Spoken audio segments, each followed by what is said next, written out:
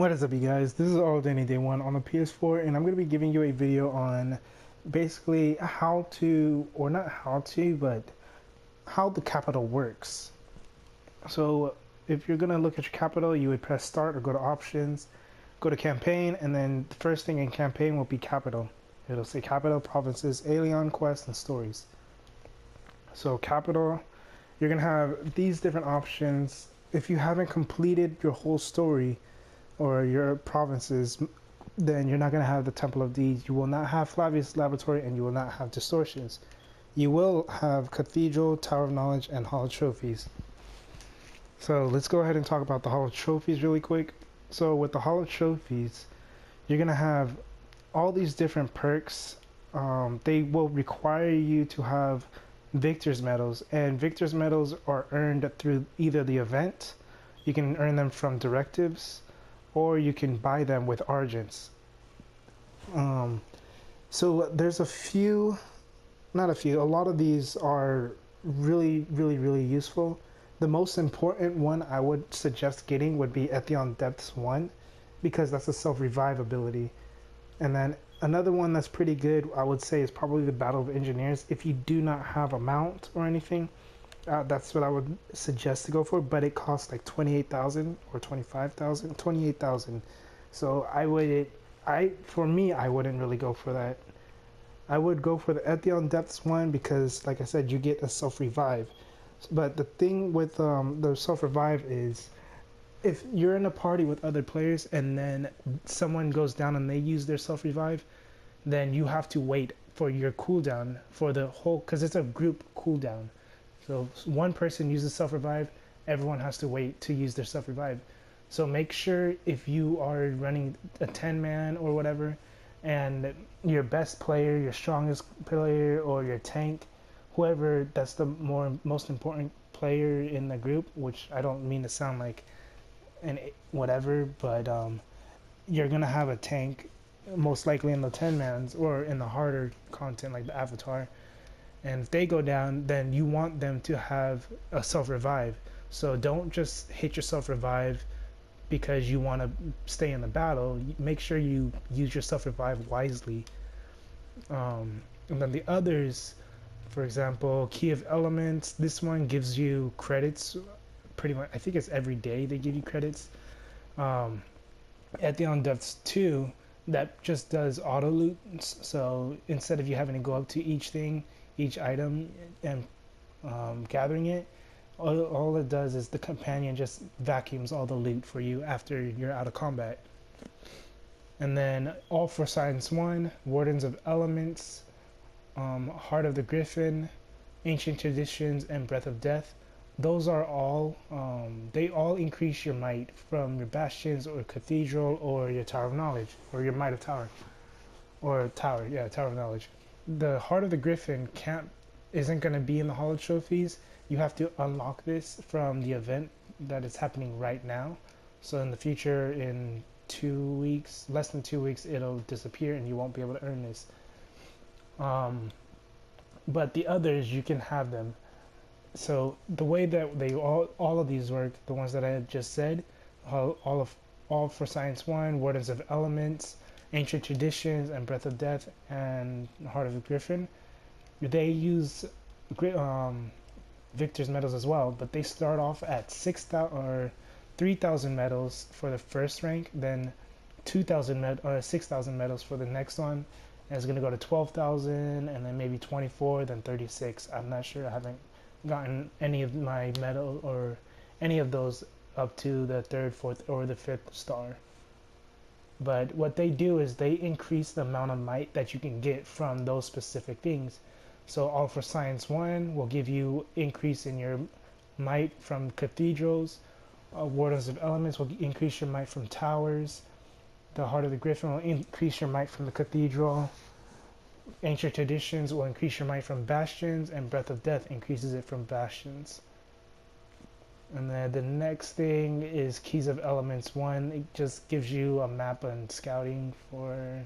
It says, while the Immortal is saving the world, their companion gathers information, it performs mapping and scouting on the orders of the Argus system. These missions are issued as scouting plans. The number of missions per week is limited. the list is updated every Wednesday. So I'm guessing that you can get items or you can get some type of reward every day from these. So that would be useful, but not necessary. All for Science 2 is pretty useful because you get perks from the cathedral, but I mean that's if you're using the cathedral every day and whatnot. But originally you get 3 perks, but this will add on another one. And then, like I said, the Battle of Engineers is the Storm Battle Pegasus. The Storm Battle Pegasus is a battle mount, so that means it'll be able to attack, or it has its own set of abilities, pretty much, which is pretty useful. Which is probably why it's one of the most expensive. It is the most expensive one here. Yeah, it's 28,000. Next thing is going to be the Tower of Knowledge. So the way the Tower of Knowledge works is, like I said, it's going to increase your might, and that's pretty much what you're focused on in Skyforge. It's increasing your might and getting the best gear, best stats on the gear and whatnot, min-maxing. Pretty much in every MMO you do that, but the Tower of Knowledge.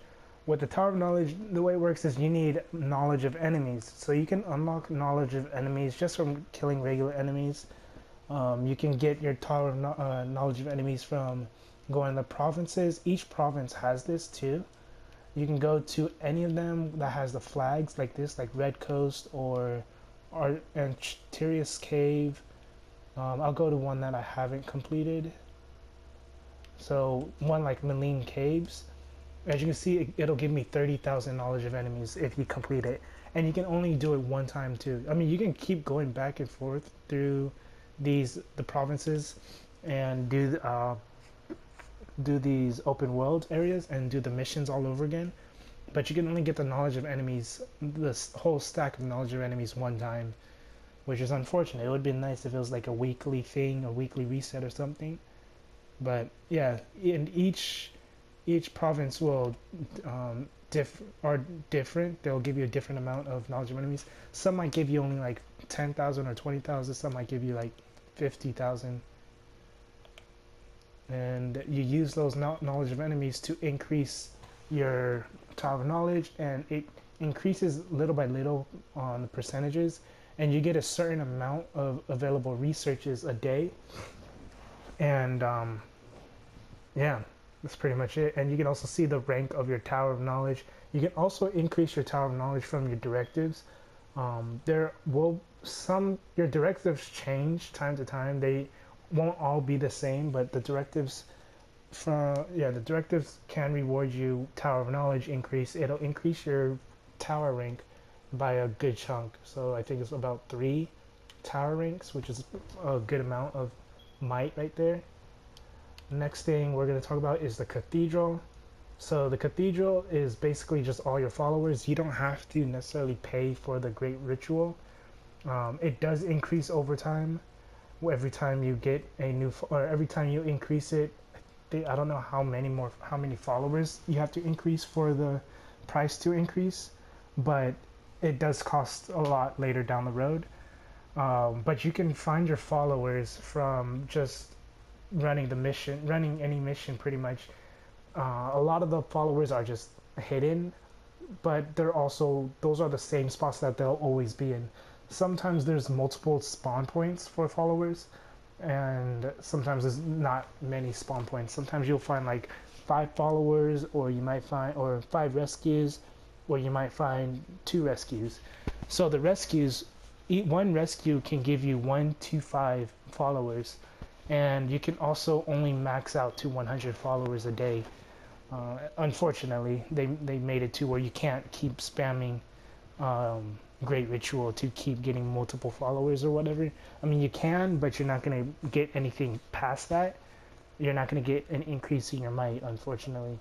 But you will also get rewarded the next day for going past that 100 followers. You will get rewarded back the followers. So let's say you get 183 followers in one day. You'll get back 83 followers the next day, and maybe you might get extra credit, you might get extra argents, you might get whatever. It's really nice when it gives you 300 Argents back, to be honest. I really like that, but yeah. So, oh, and also with the cathedral, you see those three black holes or black dots right there? Those are where your perks are. So you have a chance of getting perks whenever you use Great Ritual. And it's not like a small chance, it's a pretty big chance. But the chances of you getting what you want is not a big chance because there's a lot of different perks on here. So like such as 5% more damage and to all damage, and then 5% more damage to a specific class you're playing, like maybe an outlaw, and then 5% more damage to the team, or 5% movement speed, etc., etc. There's a lot of different perks on here, but yeah. Now, those are the three basic towers that you will already have. After you've already completed your provinces and your storyline, you've got your god mode or your junior god, you're going to have the Temple of Deeds. So the way the Temple of Deeds work is you have to use your god mode and in order to get rewards, or if you've already completed a ton of directives, eventually down the line you'll be getting 750 divine deed for completing a directive. And also you can, if you do the avatar and you go as a if you turn into the junior god, you'll get 625 divine points. And then in regular missions, like let's say in the one-man mission, you'll get like I think 50 or 60 divine points, and then in the 5-mans you'll get 100, and then the 10-mans you'll get 150 divine points or 130 divine points. So you use those divine points to upgrade each perk. And just the regular Temple of Deeds tree, which is this one on your capital, it's gonna only cost you it's gonna only cost you divine points, but the divine points increase over time, so it's not gonna all cost the same amount. It'll increase by like maybe 50 divine points every time. And once you complete all of this, then you'll be able to go to Orbit, which is R2, and then you can go to Halls of Travels, or you can use any of these six. These six, though, the Halls of War, Halls of Machine, Halls of Hunt, Halls of Authority, Halls of Magic, and Halls of Defense, require an Avatar trophy. And you can only get Avatar trophies for completing the Avatar. And you can only get one Avatar trophy per gen. So you won't be able to keep running Avatar and get multiple Avatar trophies, unfortunately. And then Halls of Travels, you have to have a Book of Divinity. So I think you can only purchase the Book of Divinity with Argents or something. I don't necessarily know if you can get the Book of Divinity any other way, because I ended up just buying mine because it was there and it looked important. I didn't know what it was for at first, and that was when I first started. But you can get your Book of Divinity in Invasions, and it's going to be right here. You can only purchase one Book of Divinity, and I don't know how much it costs, but it looks like it's going to cost Victor medals, not Argents, which down the road, I mean, if you don't have enough Victor medals, then you're just going to have to probably buy it with Argents anyways. But yeah, so that's what you need for the Halls of Travel, though. So the only way, like I said, the only way you can unlock Halls of Travel is from completing your Temple of Deeds. And the Halls of Travel and all the others are pretty much going to be the same. It's just you need the Book of Divinity to start it off, to get the first perk, and you need the Avatar trophy to start that off as well. And then the next thing is going to be the Flavius's Laboratory. So Flavius's Laboratory is going to pretty much be something that's going to be required for most players, or for a lot of players if you're trying to do invasions and whatnot, or pretty much the end game content. Flavius's Laboratory will give you a bunch of stat boosts, so you can get on the first perk, damage to all whatever enemies that you're facing is increased by 3%, and then you can get damage reduction, and then increases all your damage, and then the Gorgonite, or damage to all Gorgonites again, and then increase your health, and then you can also get damage to, or damage increase with the enemy's trophy weapons. So the thing with Flavius Laboratory, it also maxes out to 100%, which is up to three rows. So right here, as you can see, it stops here, and then it stops here, and stops here. But the way Flavius Laboratory works is you would have to go to receive quest, but you can only receive quest once a day, and you'll know how many you have available. It'll tell you down on the bottom, on the very bottom screen. It's gonna have like a red or some type of symbol of the enemies or whatever invasion that you're doing. So it says Gorgonite samples. That's the invasion for PS4 right now, is the Gorgonite sample, or is the Gorgonite. On the very bottom there's a symbol where it says 0 Gorgonite samples. So those Gorgonite samples are my daily tokens or my daily tickets, whatever, on how many Flavius Laboratory missions I can do.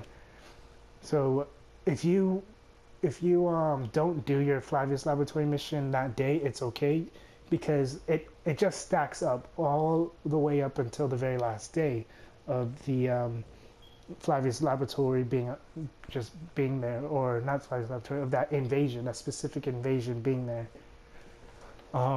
But yeah, so you're gonna do those missions, and then when you complete the Flavius Laboratory, you just go here and then receive the quest again, and then you just keep doing that until you complete the symbol or whatever you want to call it.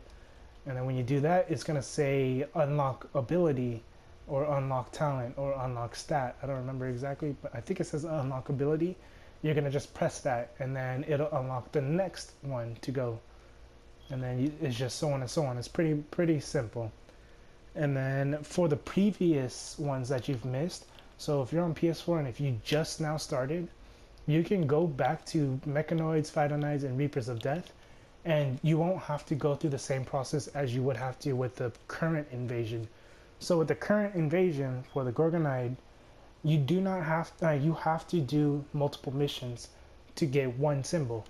But with Mechanoids, Phytonides, and Reapers of Death, you don't have to do multiple missions. You just have to do one mission, which is going to be kill like 100 enemies or 50 enemies, whatever. You have to get 100% on the enemy kills on that specific enemy type too. So if you're fighting Mechanoids, you would have to fight Mechanoids, kill a certain amount of them, get 100%, and then it'll unlock one token. So you have to do that, 12, 13, 14, 15, 16, 17 times, 17 missions. So 1,700, about 1,700 enemies or less. I'm not exactly sure. But, I mean, I don't count how many you have to kill. But, yeah, it's pretty easy. You can get all three of these done within the day if you just spend your time doing that. Because eventually it's all going to come back around. So it'll be good to have your Flavius Laboratories on those specific invasions already ready at 100%. So that way when you come back, you can do all these. And then next thing you're going to do, or you're going to look at, is distortions. So distortions are the end game content 10-man bosses. It's not the end game like the Avatar, but this is part of that. So normally Distortion 1 and Distortion 2 are going to be the easier ones to do. Distortion 3 and 4 are normally going to be a lot harder. Most of the time Distortion 4 will be the hardest because of the fact that it requires the most prestige. I think Distortion 4, it's 101 is what it requires. Distortion 3 requires 98. Distortion 2 requires 96. And Distortion 1 requires 93. So the thing with distortions is they give you a guaranteed purple. So Distortion 1 will give you guaranteed purple brooch. Distortion 2 will give you a guaranteed purple bracelet. Distortion 3 will give you a guaranteed purple what is it called? Artifact. And then Distortion 4 will give you a guaranteed purple weapon. And it'll all be at the current gen too. So the current gen is Gen 4. The next one will be Gen 5, so when distortions are released next gen, it'll be at Gen 5, and then so on and so on for every new gen that comes out. So if you're on Xbox, I'm pretty sure you guys are on Gen 1, so the distortions would be on Gen 1. And also you can get you can get divine points. So right here you can get up, I believe it's like 500 divine points for completing this, or maybe 150 or 130 or so and so. But also if you are looking for marks of war, I think it's what it's called, Mark of the King. So these marks you're gonna need for the end game upgrading your gear and stuff.